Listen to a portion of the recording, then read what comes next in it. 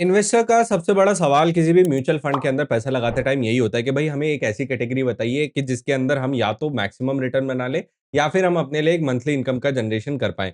अब इस चीज को सॉल्व करते हुए ऑलरेडी म्यूचुअल फंड कंपनीज ने एक सॉल्यूशन निकाला कि भाई हम यहाँ पे किसी भी म्यूचुअल फंड के अंदर आप स्क्रीन के ऊपर देख सकते हो जैसे कि एचडीएफसी लार्ज का फंड है।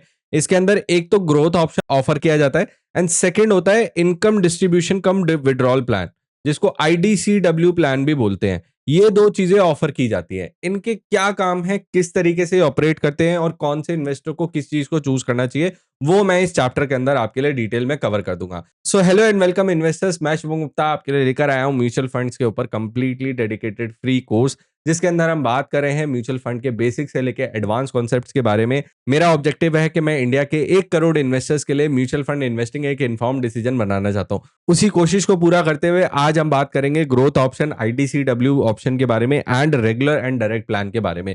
ये क्या होते हैं, किसी भी स्कीम के अंदर ये 4 ऑप्शंस आपके लिए ऑफर किए जाते हैं, उनको जरा डिटेल में समझ लेते हैं। सबसे पहले बात करते हैं एक ग्रोथ ऑप्शन म्यूचुअल फंड के बारे में। जब भी आप किसी भी स्कीम को किसी भी वेबसाइट के ऊपर चेक करने जाते हो या इन्वेस्ट भी करने जाते हो, वहां पर आपको 4 चीजें पूछी जाती हैं। सबसे पहला होता है कि भाई एचडीएफसी अगर कोई भी स्कीम है, मैं ये इसको एग्जाम्पल की तरह ले रहा हूँ, ये कोई इन्वेस्टमेंट रिकमेंडेशन नहीं है। यहाँ पर आप देख सकते हो एचडीएफसी का लार्ज कैप फंड है, इसके आगे सबसे पहली चीज जो लिखी हुई है वो लिखी हुई है ग्रोथ ऑप्शन।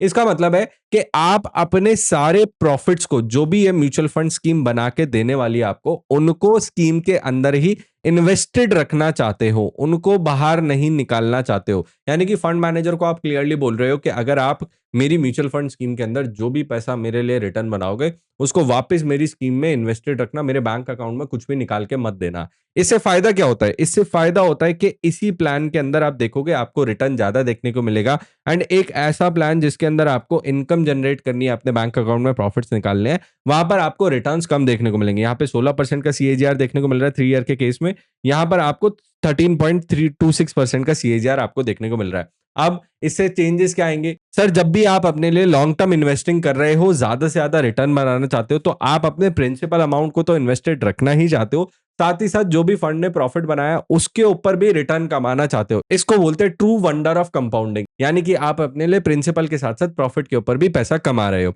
वहीं एक ऐसा इन्वेस्टर जो अब अपनी लेट स्टेज ऑफ इन्वेस्टिंग के अंदर है, यानी कि अब उन्होंने बहुत सारा पैसा जोड़ लिया, अपना रिटर्न भी बना लिया है, सारी चीजें कर ली है एंड उनका जो टैक्सेशन है वो 30% से नीचे आ रहा है। मैं ये बात क्यों बोल रहा हूं, मैं आपको ये टैक्सेशन वाले चैप्टर के अंदर डिटेल में कवर करूंगा, बट मेंशन इसलिए कर दे रहा हूं जिससे आपको क्लैरिटी रहे। अगर आप एक ऐसे इन्वेस्टर हो कि भाई मेरा टैक्सेशन जो है, मेरी जो ओवरऑल एनुअल इनकम है वो 30% से नीचे की टैक्स स्लैब के अंदर आती है एंड मैं जो भी प्रॉफिट है वो अपने बैंक अकाउंट के अंदर एंजॉय करना चाहता हूं, मैं चाहता हूं कि मेरे प्रॉफिट इन्वेस्टेड ना रहे, मेरे पैसे के ऊपर जो भी प्रॉफिट बन रहा है वो मैं निकल के मेरे बैंक अकाउंट में भी आता रहे और मैं उसको अपनी लाइफ में एंजॉय करना चाहता हूं, क्योंकि मैंने अब बहुत ज्यादा इन्वेस्टिंग कर ली है, अब मेरे को इन्वेस्टिंग का फायदा उठाना है। तो आपके लिए सुटेबल रहने वाला है आईडीसीडब्ल्यू प्लान, जो कि आपको डिविडेंड्स बना के देगा, मंथली इनकम जनरेट करके देगा। इसका डेफिनेटली जो रिटर्न है वो ग्रोथ प्लान से थोड़ा सा कम रहने वाला है। क्यों रहने वाला है? क्योंकि यहाँ पे आपके प्रॉफिट्स इन्वेस्टेड नहीं रहेंगे,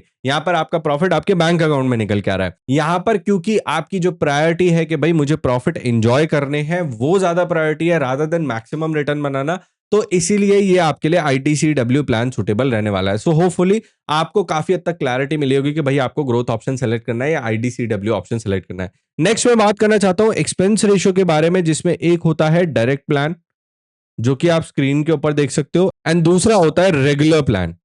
इन दोनों के बीच में थोड़ा सा फर्क होता है। जो भी एक्सपेंस रेशियो आपसे चार्ज होने वाला है, एक्सपेंस रेशियो एग्जैक्टली क्या होता है वो तो मैं आपको बता ही दूंगा, बट यहाँ पे आपके लिए ब्रीफ अंडरस्टैंडिंग में बता देता हूं कि जो भी आपका खर्चा स्कीम चार्ज करने वाली है, फॉर एग्जांपल आप 1 लाख रुपए किसी भी स्कीम के अंदर इन्वेस्ट कर रहे हो, डायरेक्ट प्लान के अंदर ये एचडीएफसी का फंड, लार्ज का फंड, सेम फंड के बारे में बात हो रही है, कोई अलग स्कीम नहीं है। इसी के अंदर 2 प्लान एग्जिस्ट कर रहे हैं। क्यों कर रहे हैं वो मैं आपको बताता हूं कि एक डायरेक्ट प्लान वाली जो स्कीम है वो आपसे 0.95% का खर्चा ले रही है, यानी कि 1 लाख की इन्वेस्टमेंट के ऊपर 950 रुपए साल भर में आपसे फीस चार्ज करने वाली है।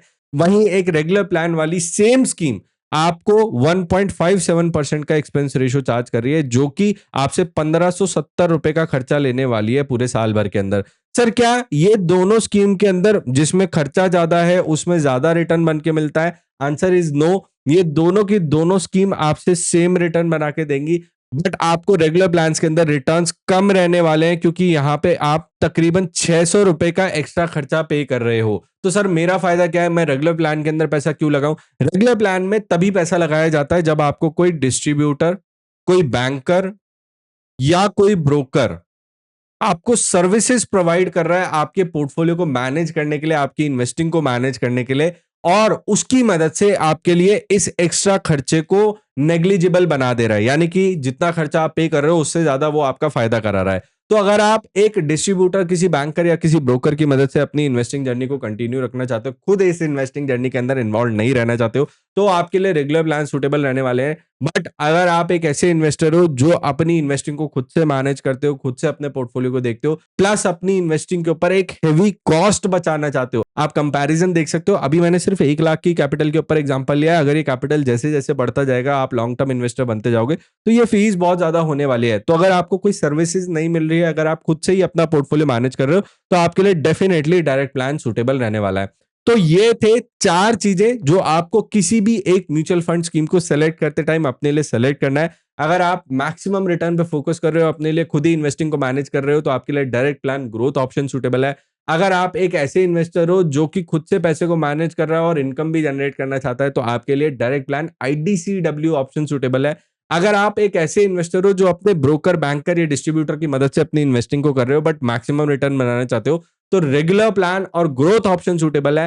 एंड अगर आप एक ऐसे इन्वेस्टर हो जो खुद से भी इन्वेस्टमेंट मैनेज नहीं कर रहा प्लस इनकम भी जनरेट करना चाहता है, तो रेगुलर प्लान आईडीसीडब्ल्यू ऑप्शन सूटेबल है। इन सारी चीजों को मैंने काफी ब्रीफली आपको बता दिया है, बट आगे चल के जैसे जैसे हम म्यूचुअल फंड स्कीम के सिलेक्शन क्राइटेरिया के ऊपर डिटेल में बात करेंगे, तो आपको ये और भी अच्छे से समझ में आएगा। सो होपफुली इस चैप्टर के अंदर मैंने आपकी एक बहुत बड़ी कंफ्यूजन को दूर किया होगा। नेक्स्ट हम बात करेंगे म्यूचुअल फंड के टैक्सेशन के बारे में, जो कि किसी भी स्कीम के रिटर्न से ज्यादा जरूरी होता है चेक करना। अगर आपने टैक्सेशन सही से चेक नहीं करा, तो आप शायद अपनी इन्वेस्टमेंट के बनाए हुए रिटर्न्स के ऊपर बहुत ही हेवी टैक्सेस पे करने वाले हो। तो इस सीरीज में बने रहने के लिए इस चैनल को सब्सक्राइब करके बेल नोटिफिकेशन ऑन कर लेना। Mutual fund investments are subject to market risk. Read all scheme related documents carefully.